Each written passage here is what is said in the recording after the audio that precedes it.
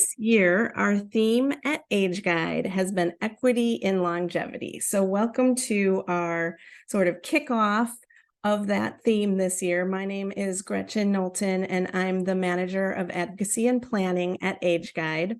I'd like to welcome you all here today.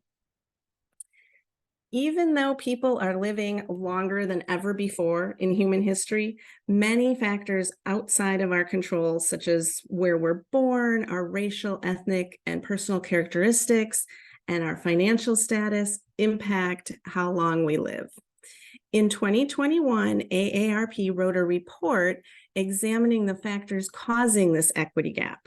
And this session today is an opportunity to explore how we can work together to make longevity more equitable for all through public policy decisions and advocacy efforts from the federal and state level all the way down to the organization level. We have three illustrious panelists for you today, including Olivia Umorin from US Aging, Courtney Hederman from AARP Illinois, and Dr. Janine Hill from SOAR Strategies, Inc. All three have been helping to move the needle on equity through their work, and we're so pleased to have them with us today. I'm going to start by introducing our first panelist. We will go through all three panelists, and then, like I said, there will be time for some questions at the end. If you think of something you want to put it in the chat, go ahead and do that. Our first panelist to present the federal perspective is Olivia Umorin, Director of Public Policy and Advocacy for US Aging in Washington, D.C. In this role, she develops and maintains relationships with federal agencies and congressional offices and directs efforts to influence legislation related to the aging population and to increase federal investments in the Older Americans Act. Olivia's background is in public health and includes coordinating Alzheimer's disease research at Massachusetts General Hospital, Harvard Medical School, and managing maternal and child health policy efforts at the Association of Maternal and Child Health Programs. Welcome, Olivia. Thank you so much, Gretchen, and thank you to the Age Guide and their team for having me today. My name is Olivia Umorin. I am the Director of Public Policy and Advocacy at US Aging. And for those of you not familiar with US Aging, we are the National Association of Area Agencies on Aging, and we advocate for the Title VI Native American Aging programs. And our members, they help older adults and people with disabilities throughout the US age well in their homes and in communities. And I joined the team in January, and though it's just been 7 months, it's been packed with lots of advocacy for our aging population, and there's been lots of movement in the federal space as it relates to aging and equity. And this year, our key policy priorities for members of Congress are to recognize and support caregivers, prioritize Medicaid, home and community-based services, and connect healthcare and aging sectors to improve care and reduce costs. So it's very helpful to see who is in this Zoom now, because now I'm kind of like recalculating how I'm going to deliver this information. But thank you all for providing where you are in the chat. I'll first start off with saying that aging and equity has definitely been a priority for the administration this year. We've seen lots of movement, especially starting last year with the National Strategy for Caregiving introduced by the U.S. Department of Health and Human Services under the Administration of Community Living. And apologies if I'm spilling out alphabet soup and just word vomit here, but this is unfortunately the lay of the land for the federal space. But since we had that start of the introduction of that strategy, there's been lots of movement that has surrounded caregiving. And earlier in the spring, President Biden had also signed an executive order that was also really geared towards building off of that strategy and prioritizing caregivers, which also builds on a much larger strategy and framework for health equity for older adults and also for individuals with disabilities. So the Centers for Medicare and Medicaid Services, also known as CMS, and just for background, CMS, they provide health coverage to more than 100 million people through Medicare, Medicaid, and the Children's Health Insurance Program.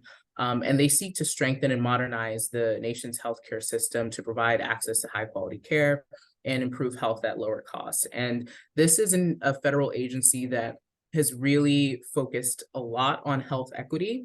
And recently, they've really focused on caregiving as well, and home and community-based services. So just on July 13th, they had issued a proposed rule that reflects the administration-wide strategy to create a more equitable healthcare system that results in better access to care, quality, affordability, and innovation.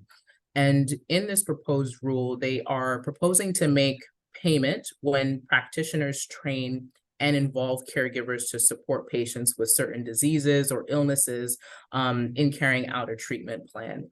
And they're proposing to pay for these services when they are delivered by a physician, non-physician practitioner, or a therapist under an individualized treatment plan or therapy plan of care. And for any of you that are maybe not familiar with the proposed rule process, this is something that is not yet a rule. So it's in a proposal phase. So they are requesting feedback, comments on any implications or anything that might be a red flag. So us and our policy team at US Aging, we are going through these types of rules to see, okay, what is something that is going to be beneficial for the aging community? What is something that is actually going to advance equity? And we gather our comments and we submit, and we keep our fingers crossed that they are applied in the final rule.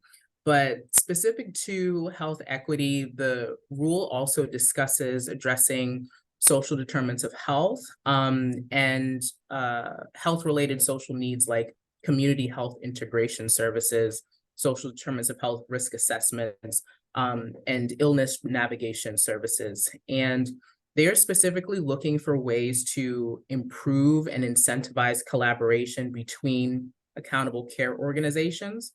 And accountable care organizations are groups of doctors, hospitals, and other healthcare providers that come together voluntarily to give coordinated, high-quality care to Medicare patients that they serve. So Medicare patients are primarily over 65 or individuals with disabilities. So partnering with community-based organizations like the area agencies on aging that we are supporting, this is very key in supporting better outcomes for older adults and individuals with disabilities. So in the interest of time, I'm gonna kind of cut this straight to the advocacy piece of it, because I think that that's a piece that may be the most beneficial for you all. But in addition to the caregiving piece, there's lots going on as well on the healthcare workforce. And us at US Aging, we are focused on the direct care workforce. I found that, and I can say this because I'm a public health professional, but I found that following COVID, that there was a lot of emphasis on the the healthcare side of workforce, on the hospital side of individuals that are providing clinical care. But we also found that the direct care workforce was kind of getting pushed to the back a bit, maybe not as prioritized as they should be. And this includes people that are home health aides that are working in the home, but still providing much needed services to older adults to support them in aging well at home. And we've been trying to push this to make sure that this is included in any future legislation, so that this population is also receiving benefits, support, investments that are needed to continue carrying out their responsibilities. I also talked a little bit about Medicare home and community-based services.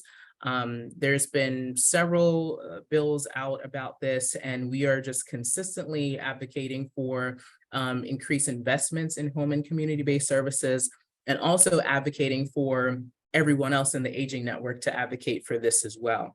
So I'm gonna just go into the advocacy piece here and just say that when it comes to federal legislation, I feel like sometimes those that are not let's say a federal policy expert think that, I can't engage with my members of Congress. I don't have the expertise to do that, but I'm here to tell you that you all are probably the ones that they want to hear from the most. They're probably sick of us asking for, more money and more, investments here. But honestly speaking, when we do have these meetings with congressional offices, they always want to have, they always want to hear about data specific to the state, specific to their district. If we're talking with a congresswoman or a congressman, their staffer is always asking us, can you tell me, what's going on in, this place? And forgive me, I'm not familiar with Illinois, so I'm just going to say Chicago because that's the only place I know. But they'll ask, can you tell me some more information about Chicago? What are our constituents dealing with? We want to know how we can best support our constituents. And even though they are at a federal level, they do have influence in federal policy. At the end of the day, I would hope that the reason that most of them ran for their positions was to better the outcomes for the people in their home state and their home districts. Excuse me. So there's several ways that you can go about advocating. It doesn't have to be, you knowing every single bill that is coming out of the federal space, but it could be that you are noticing that members in your community are experiencing lack of access to healthcare or lack of access to, let's say, home delivered meals or something that is relevant to their well-being. That's something that you can reach out to your member of Congress and you can request a meeting, and you can then tell them information about what you're seeing on the ground, how you think that this issue could be, or how they could provide a solution for this issue. And then just offer to stay in contact. And it sounds easier said than done, but trust me, if you start doing it, it will then become second nature as you continue to engage with your members of Congress. And something else that I would also recommend to do is during the Congress recess times, when they're coming back to their home states, and request to see if they can do a site visit for those of you who have the capacity to host them or where it makes sense. They can come and see live what's going on. That's something that lots of members of Congress do when they're coming back home in the recess. They like to see what's going on the ground because lots of them may not be experts in healthcare or social services or experts in how the aging network has been, and they're relying on you all to let them know what they need to know to make informed decisions when developing some of these bills.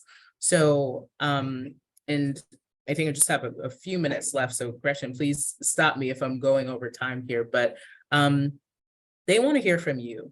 You all are important advocates, and I know it can be a very daunting thing to do to reach out to an elected official, but I promise it is something where you can stick to the story the same way that you would come and tell somebody that maybe you met in a grocery store, like, what's going on in the town? What are people suffering with? What are the effects of COVID? How have you even seen personally, what has been going on in your community?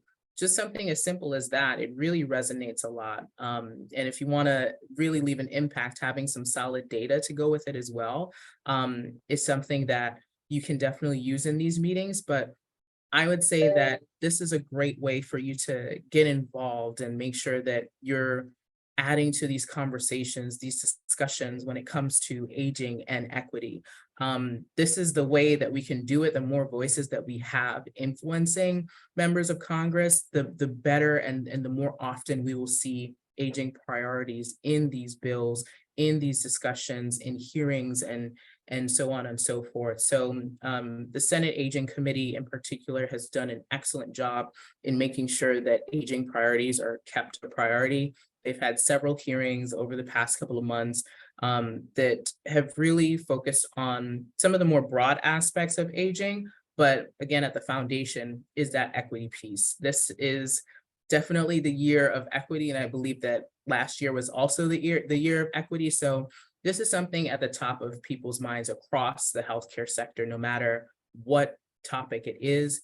equity is definitely an area of focus. And this is a window of opportunity that you all have to really make your voice heard at this level, at the federal level. Thankfully we have Zoom meetings now, where before you could really only do Hill meetings, either on the Hill or, have a phone call, but more and more offices that's the norm, where you can schedule a Zoom call, and that's totally fine. So definitely utilize the fact that you have access to your members of Congress. And I will say also, just for, being realistic, if you do schedule a meeting, you will likely be meeting with the staffer. But just because you're meeting with the staffer doesn't mean that your sentiments or your stories aren't going to get to that member of Congress. The staffers are really the backbones of the offices. They're the ones that are talking to stakeholders. They're the ones talking to constituents. They're the ones doing all the background research to help their member of Congress understand the landscape of whatever issue it is. And oftentimes these staffers, they are not experts in this area. So they're relying on you all to let them know what they need to know to be able to advise their member of Congress. So I'll end with saying that the time to advocate is always. There's never a wrong time to advocate. And I will really encourage you all to engage in that way. And if you are scared, or if it is something that is really daunting, I'm sure that somebody on this call has done it before. And I would encourage you to also utilize your network and see how you can take that step in your advocacy. And I'll drop a few resources in the chat that may help with that. But I'll end there. Thank you again, and happy to answer any questions at the end. Perfect. Thank you so much for that, Olivia. That was a great call to action for all of us. It's such a good reminder that we can all step into this space of advocating for older adults and equity. So thank you. And I'm sure there will be some questions for you. So we'll be circling back to you at the end. And that leads us so nicely into our second panelist to present on the state perspective. That is Courtney Hederman, Associate State Director, Advocacy and Outreach at AARP Illinois, and a great friend of Age Guide, great partner. Courtney is responsible for the advocacy efforts and grassroots outreach in support of federal and state advocacy, specifically for healthcare policy, development and implementation of community education and outreach programs, building relationships with other community partners, and chapter management. Courtney leads a number of national campaigns around topics from prescription drugs to Medicare and Medicaid. So with that, I would like to introduce Courtney Hederman. Courtney?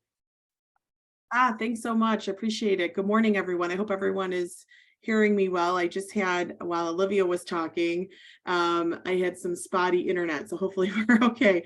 5 kids are now, or like 3 kids and a husband, everybody's home today. So hopefully you'll hear me fine throughout the time, but thank you so much. Always love to partner with Age Guide and love seeing all of your faces, and so glad we're all together today. So thank you again for having me. For those that are familiar with AARP, or maybe you don't know very much about AARP, just very quickly, AARP is a nationwide organization. We certainly are, I would define as an advocacy organization. We do lots of community programming. There's multiple divisions of ourselves. Our national headquarters are in DC, but we have state offices throughout the country. And we're lucky here in Illinois, we have a Chicago office and a Springfield office. We are nonpartisan. We have a 501c4 status. So that means we can certainly do advocacy related things like lobbying on the Hill or in Springfield. But we are non-for-profit, we're nonpartisan. We're not endorsing people. We're not giving money. We don't have a PAC, any of those type of things.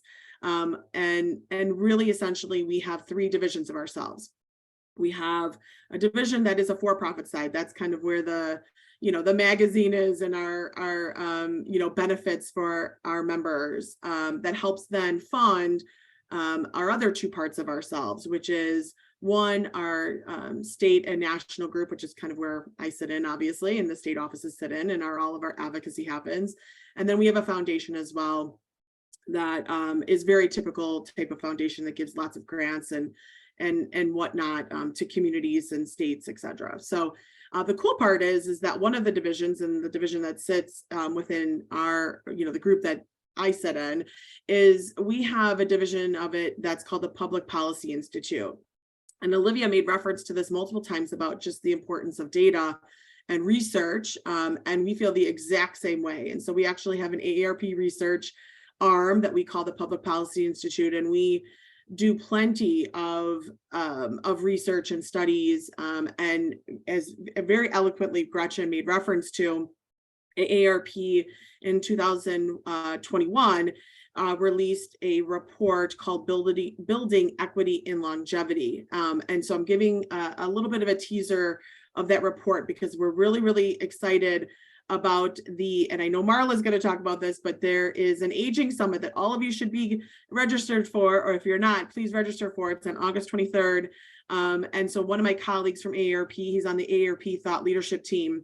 His name is Ian Hartman O'Connell. He was very much a part of this study and report of building equity and longevity. So just to give a little bit of a taste of what that is, essentially this study and report was, again, completed in 2021, but the thought leadership team was kind of already thinking about building equity and longevity and just kind of what that meant. And then COVID happened, and ultimately everything obviously got a lot worse, but the idea of that research and thought leadership became really much more important. And so they compiled a whole bunch of experts, started talking and researching, and they came up with essentially basically the question was, how might we make longevity more equitable for everybody? And the answer really came down to that there was really no single driver of the longevity gap in the United States. And it really is fueled and maintained by an array of factors. And really to understand it and eventually close it, they really suggested looking through a series of lenses. And so there were 5 lenses: financial prosperity, place, social connection, health, and race and social justice. So kind of just very quickly giving a little teaser. The financial prosperity, recent years, obviously inflation increases that we're all experiencing, it reaffirmed the importance of economic security and ultimately financial prosperity. And in the United States, the type of work, the amount of wealth you have, it's really a distinct correlation to the number of years someone will live. And what they have said and what they kind of found out was building wealth requires 2 things: a good job and access to capital to buy a home or start a business or something like that. So that's the financial prosperity. The place is where you're born, where you're raised, it really has a profound effect on your longevity. And particularly in our country, policies both past and present have created a stark disparity across geographic lines. So, there's a staggering gap in life expectancy based on where you live. And unfortunately, that's growing. In social connection, and we talk about this all the time. Have we not talked about this? I know we have. So the strength and depth of relationships have a huge impact on anyone's day-to-day life, and they ultimately affect your long-term health. So one of the most important drivers of physical and emotional well-being, social connection. Now, health at the end of the day, and if anybody's ever heard me speak, they've heard me say this before, but at the end, my grandmother used to say, if you didn't have your health, you didn't have anything. And boy, is that a lot, in a lot of ways, certainly the truth. So at the end of the day, your health is the most important driver of longevity. So, anything that makes it harder for us to get healthy or stay healthy or recover if we're sick inevitably widens the longevity gap. So when it comes to health outcomes, unfortunately, Americans, the US, we're lagging behind the rest of the world, and disparities in health and access to healthcare continue to grow. So we really, really must take a deep look at that. And then lastly, race and social justice. Racism and discrimination absolutely drive and exacerbate many of the inequities that we see, and the longevity gap is absolutely no exception. So I could say, or I think we could probably agree there, maybe we've come a long way in the fight for justice. Racism particularly remains a powerful force in our culture and institutions, and particularly our health institutions, and overall that longevity. So the part of, why I was asked to speak today was to also, on this kind of very local front in Illinois, what can we do? Let's take action. And again, I have to plug again, Ian is going to come to the summit and talk all about those factors, all about those lenses, and give much, much more detail. So again, another plug for coming, for hopefully for you attending the summit on August 23rd. But here's our call to action, I think, that we can kind of go through here. So one, and I think this is happening. We're working together, right? We're all together even today. So we're working together. So let's make a very formal commitment. We're going to work together. And then I think it's sharing information. All of us come from different pieces of the puzzle, and we do have to share information together. Because your piece is going to be vital to another piece when we're putting that puzzle together. So we have to share information. And then essentially we have to take all of that and build and strengthen our asks, our messages. What are the gaps and cracks? What are the challenges? Let's build those asks. So then when we're going to policymakers and our elected officials, we're saying, hey, this is what we know, this is what we have, and this is what we need, and this is what needs to change. And so then communicating those messages in every way possible. And that includes to, again, our elected officials and our policymakers, but also to the general public, to our older adults, to our caregivers, to anyone. We need to communicate those messages every way possible. And then ultimately we lead to advocating for those changes that we need to see, right? So whether we're advocating in Washington, Springfield, to county level, township level, organizational level, we are advocating together. And we must stay in the game. We all know, we've been here for a long time, a lot of us, and it's a long game. It's a marathon, not a sprint. We got to stay in the game. And I know that we are going to continue to do great things together. So AARP, Age Guide, so many of you that are on this Zoom together today, we want to do that. We want to work together. We want to share information. We want to build those asks even better and communicate and advocate, and of course, continue to do that for a long time to come. So we're all here. Let's keep doing that. I look forward to working with all of you. I will give an additional plug. AARP is doing research, particularly in DuPage County right now, and in 3 other parts of the state, Madison County, Peoria County, and Effingham County. And it's specifically talking about experiences that older adults and caregivers have with their home and community-based service supports, and or their experience in a nursing home or a institutionalized facility.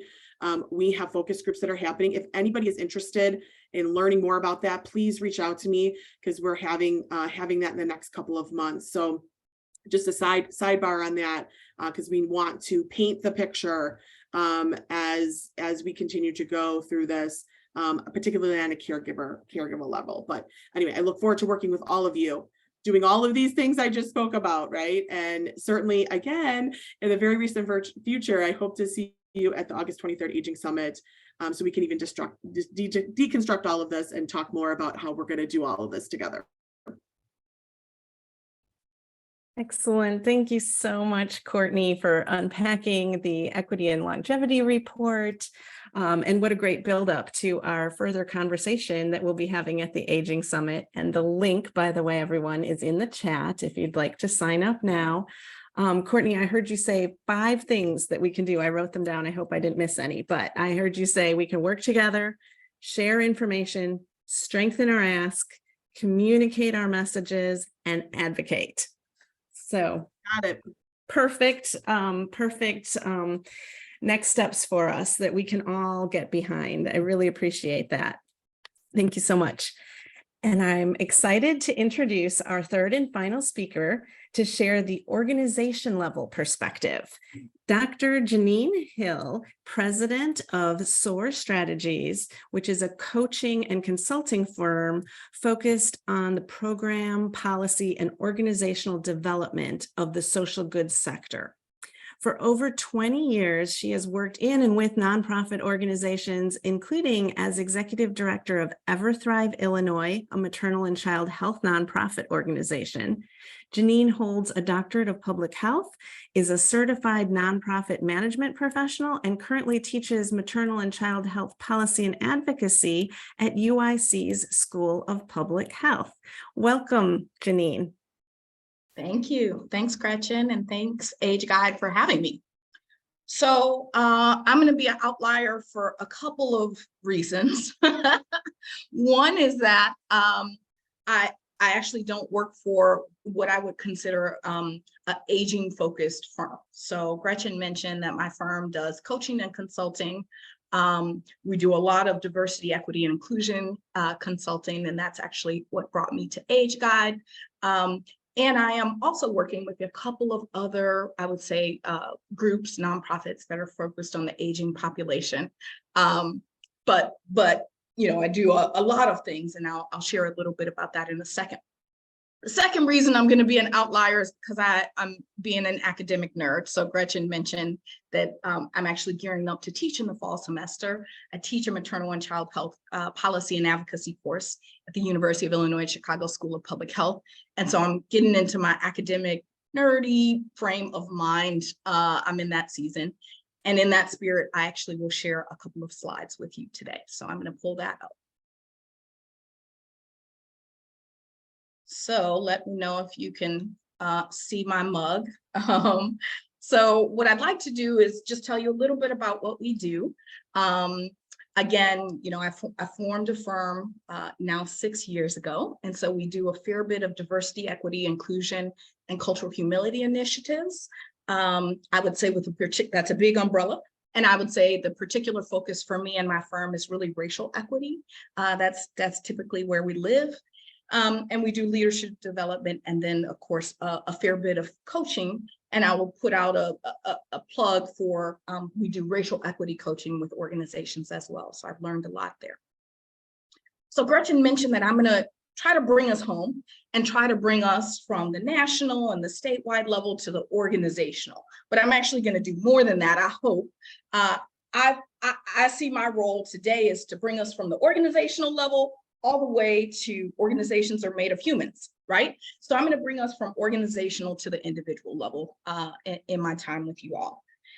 So last year, I graduated with my dissertation. So I'm interested in stress measurement and how that affects populations. And then after that, I don't know, I guess I was in the writing mode. So right after I had submitted my final edits for my dissertation, I got roped into this author incubator. And so published this book last June. And the only reason I bring this up today is because this book really helped me hone in my ideas about how good equity work happens inside organizations and what are the steps and in what cadence do those steps needs to happen, right? So in the book, we talk about these 3 steps, and you'll see this, you know, you'll see vestiges of this when I talk about kind of how individuals prepare themselves to do equity work as well. So first is assessment. So usually when I come inside an organization, we usually start with some sort of assessment about where they are. Where are they in their racial equity work? Where are they in terms of representation? So sometimes I'm looking at data. Sometimes I'm looking at hiring trends. Sometimes I'm actually creating a survey for organizations and actually figuring out, do I need to survey staff or board of directors or stakeholders or clients? And I've done all of those groups. So I really want to get a sense of what's happening, you know, what's the baseline? What's the experience of people that know the organization best, right? That's really important. How do you know how to train, or how do you develop a plan if you don't know where you are? So second, you know, I do a lot of learning and training. So you might imagine that the business kind of took off, you know, if I think about the 6 years that I've been in business, if there's one inflection point, that one inflection point probably for the DEI work was the George Floyd murder, right? And so people really wanted me to come in and do trainings. Everybody wanted to do a training. And what I learned is that wait a minute, first we need to do an assessment first, right? I don't know exactly what to train on and where y'all are at. But maybe more importantly, I want to understand how that training fits inside a whole global plan, right? I love training. I love speaking in front of groups. And I will be the first one to say that like training will not get you to the promised land here. One training will not get you to have a racially equitable organization. And so again, you see it kind of buffered, sandwiched between an assessment and an action plan development. To me, training and learning is a means to an end, always. And then lastly, you see action plan development, right? Like I'm doing the assessment to figure out where we are now. I'm doing trainings of core constituencies inside organizations. Why? Because I'm trying to figure out kind of where you are so we can figure out what's the path, what's the right timeline, what's the right set of activities, who's doing those activities so that we can move the work forward. So that brings me to my work with Age Guide, right? So I became introduced to the organization earlier this year. And so we really spent the first 4 or 5 months of the year trying to figure out what our scope of work would be. And so we formally started working together in May. This work will take us through the end of the year. This is a snapshot, right? This is a piece in their equity journey. So what we were doing is first developing and launching an area-wide DEIA, stands for Diversity, Equity, Inclusion, and Accessibility. That's a mouthful, committee. And actually, I'll be hanging with the Age Guide group a lot this week. Actually, our first inaugural meeting is tomorrow. So we have been not only preparing for today, but also thinking about how we bring on this new inaugural group of people that are part of the Age Guide family to lead this work moving forward. And this is a really important part of sustainability of efforts. What's the group that's going to hold this space and be ambassadors? I know for those of you who are inside aging organizations that you actually have a requirement around advisory councils. I was talking about this with another client yesterday, right? So there are clear things in the Older Americans Act that show us what we should be doing. And so we want to really add on to the work of, a formal advisory council, right? And we want to support that with a DEIA committee. And then second, we are going to do some trainings. So you see how this fits into the 3-pronged model that I shared earlier. We're going to do one for staff and one for funded partners at Age Guide around DEI and racial equity principles, really adequately reaching and meeting the needs of an increasingly diverse aging population, right, in our A County catchment area. So why is this important? What if I told you that 2 things? I want to share 2 statistics with you.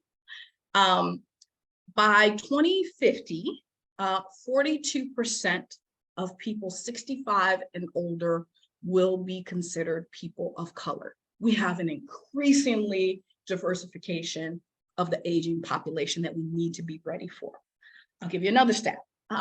We know that in that similar time period, the LGBTQIA group is really going to double in size from 2 million to 4 million.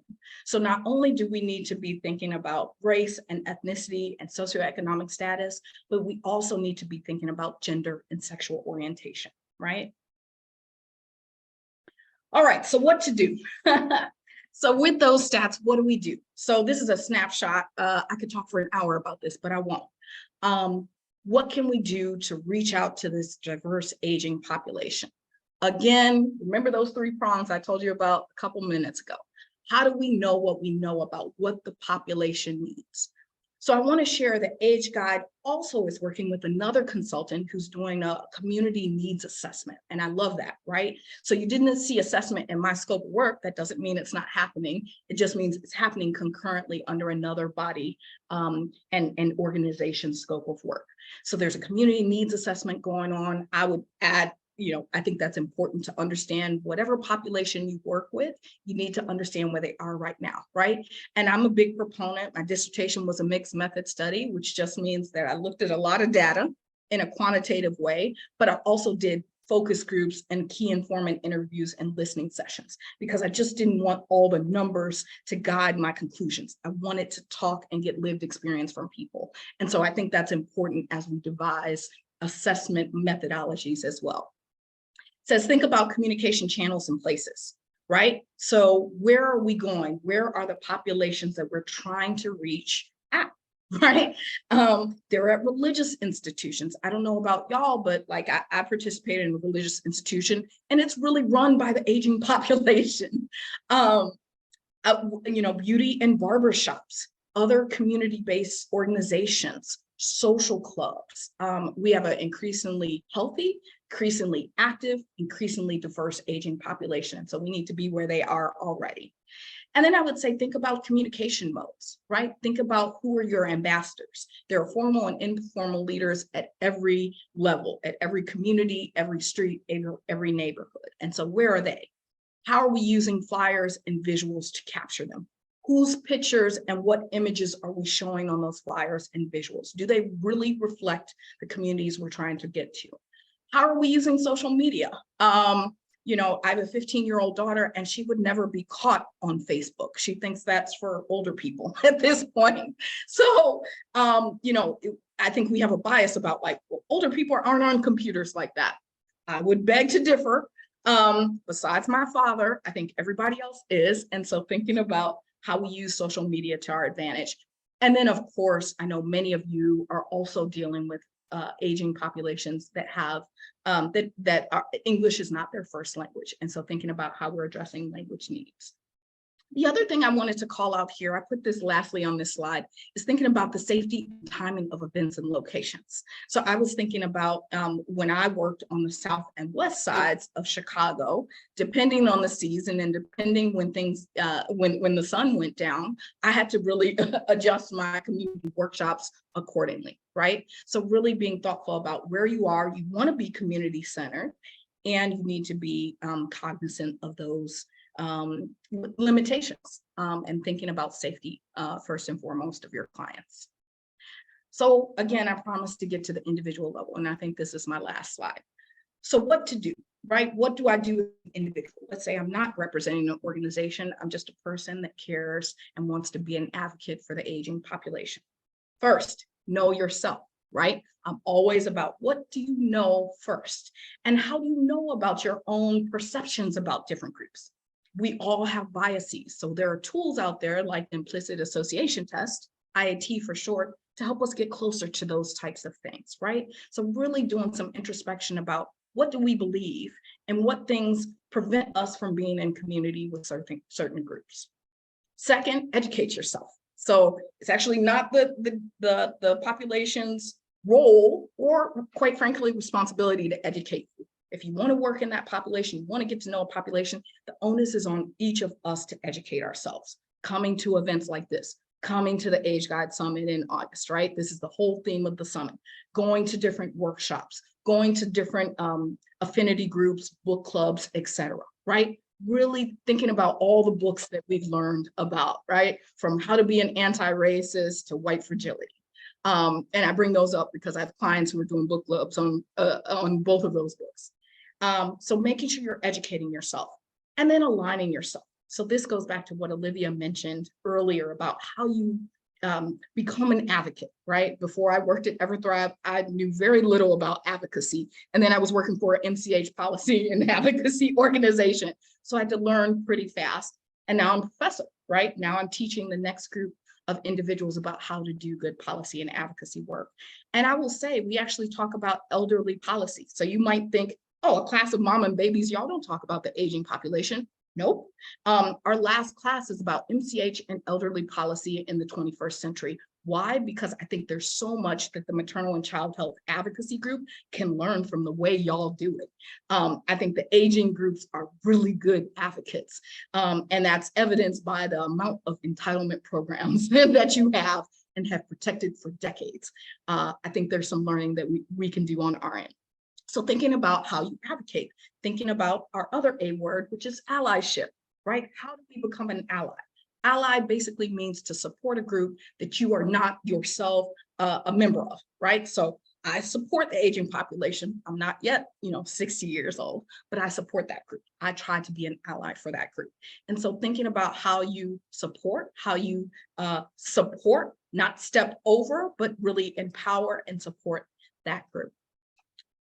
I think that's what I wanted to say. I'll put this in the chat, but I think, Gretchen, that's where I'll leave it. Excellent. Thank you so much, Janine. That was a perfect wrap up for us with those specific things that we can all do. And you had your slides. So I'm sure everybody caught that. Know yourself, educate yourself, and align yourself. I love it. And I know that Age Guide is so excited to be working with you and your brilliant mind as we delve into this further and make sure that Age Guide and our funded partners and our board of directors and everyone we work with is working to be as accessible and inclusive as possible. So thank you so much. And thank you to all of our speakers. I know we have a few questions and I'd like to start off with this one.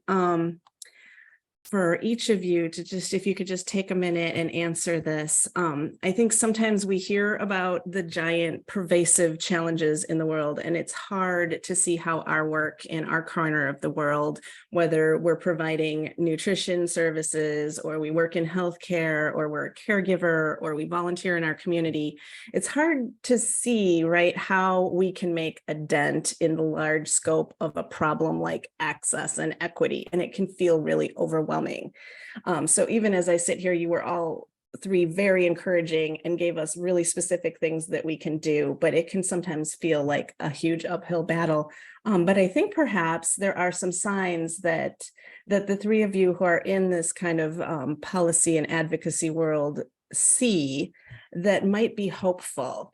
And I'm wondering if you could each share what you are most hopeful about right now. I will have you go first, Olivia. We'll just go in the same order. Sure. So as somebody that started my career in the aging space, I started in aging research. I think that I am definitely very hopeful that of two things. One, that people will be more aware of how to take healthier steps to age well.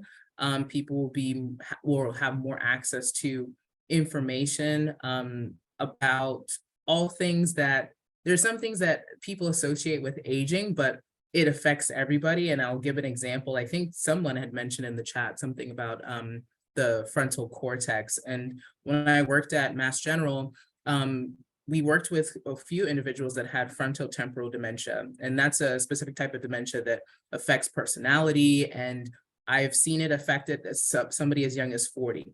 So these are things that are sometimes associated or oftentimes associated with folks that are 65 plus, but having an increased awareness to education and, knowing that there are certain things that don't affect just one population is very important. And then also, I really think that caregiving, and I'm happy that caregiving has been such a priority and continues to be.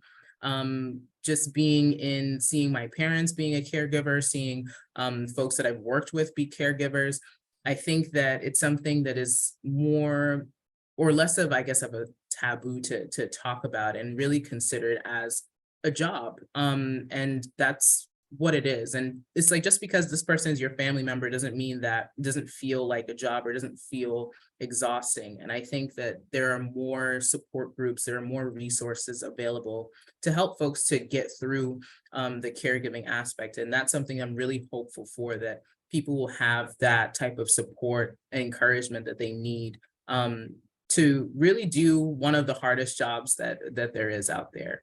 So that's what I would say I'm most hopeful for. Thank you, Olivia. Thank you for mentioning caregivers and, just the things that all of us can be working towards. I think that's so important. And there were a couple of questions related to that you addressed. That was perfect. Thank you. So Courtney, what are you most hopeful about? Olivia, you stole my one too. I was going to say about caregivers too, but so I absolutely agree with you 100%. I feel the exact same way in that way. So I'll add to it outside of caregivers. I remember the last time we were all like together in person, Marla asked people like who wanted to who would wanted to live to like their 70s, 80s, 90s, 100s, right?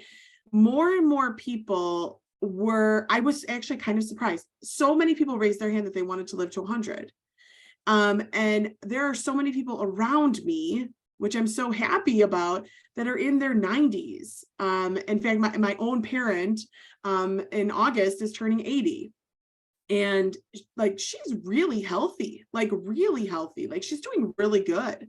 And I just think that I'm so hopeful that people are wanting to live that long, that they or then they expect that they can, like that they're hopeful that they can live that long. I think that that's I don't know if 10, 20 years ago that was the same. I don't think that was the case. I think people legitimately are trying to better themselves, be healthier so they can have that longevity, and truly be, I think really active participants, not only in their like day-to-day life, but like in a bigger way too.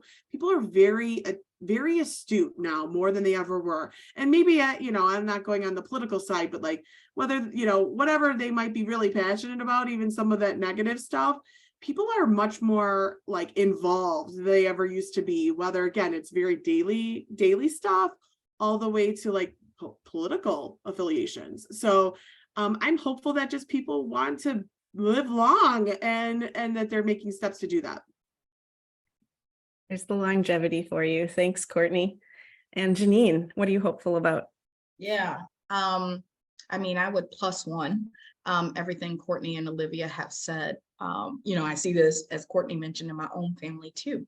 And in some ways, my parents are a good microcosm, maybe. I'll start with, my dad, who will turn 74 this year, still working. He actually is a surgeon. So he has a pretty demanding job. And he loves it. I have tried to talk about retirement with him, and it lands completely on deaf ears. And so I guess I'm hopeful about, particularly, although we do have, and y'all know this, very different ranges and disparities, particularly by race and ethnicity, but by many dimensions of diversity in age expectancy. So you may not know, for example, our median age expectancy in the US has risen. Right? We used to be at 35. We're now approaching 38 years old. So everybody is aging. I think that group is getting healthier. I think the people of color are getting healthier and being active for more years. I mean, we still got some work to do on health disparities, but I'll take the wins where I can. I guess the other thing I'm hopeful for is like all of y'all being here, and that particularly that, I think historically, people with diverse backgrounds didn't feel like aging organizations, quite frankly, were there for them or met their needs or wanted to meet their needs. So I'm really encouraged by the work that Age Guide, other aging organizations are doing to focus on like, what do we need to know in a like non-defensive, I'm coming in here because I want to learn, because I want to do better by this population. So I feel really encouraged by that. I think that's the way of the future, to have the hard, I just had a hard conversation with a group last week that had done a really challenging book club, but they're still at the table. And so, this work isn't hard because it's rocket science. It's hard because you're dealing with humans and all our biases and all our frailties. And so for people to still stay in the ring, to me, is a win. Wonderful. Thank you so much, Janine, and all of you. That was really encouraging and uplifting, and we still have lots of work to do. I hear that for sure, but it's good to remember that all of us can make an impact. That's really helpful. We have an interesting question here about grandparents raising grandchildren, which is an increasing challenge. Someone asks, can you share some ideas with regard to aging persons who are now parents? The opioid crisis has made some grandparents caregivers of children, and I think we are seeing that across the board. And I think that's an equity issue for a lot of different reasons. I don't know which of you would like to jump in and tackle that one. Go ahead, Olivia. Go ahead. Oh, are you sure you're? No, you go and then I'll go. Okay. No, I just wanted to make a little plug. So there is the Grand Families and Kinship Support Network, which is a national technical assistance center, and this is with funding from the Administration for Community Living. And this is something that works to increase the capacity and effectiveness of states, territories, nonprofits, and other community-based organizations that are supporting grant families. And this is a project that launched in 2021, and it's led by Generations United, and US Aging is one of the key project partners. And it also includes organizations like 0 to 3, Center on Black Aging.